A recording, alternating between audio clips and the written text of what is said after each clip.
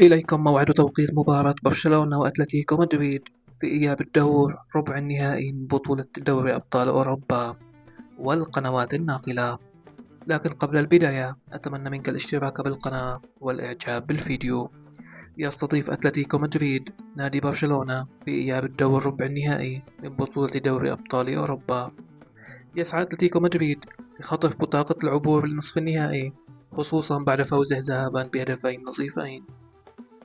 أما برشلونة فيسعى للتعويض والعودة بالنتيجة. ويقام لقاء أتلتيكو مدريد وبرشلونة في إياب ربع نهائي دوري أبطال أوروبا يوم الثلاثاء 14 نيسان في تمام الساعة 10 مساء بتوقيت السعودية، 11 مساء بتوقيت الإمارات. أما عن القناة الناقلة فهي قناة بي إن سبورت اتش دي 2. في الختام اكتب لنا توقعك لنتيجة هذا اللقاء في التعليقات.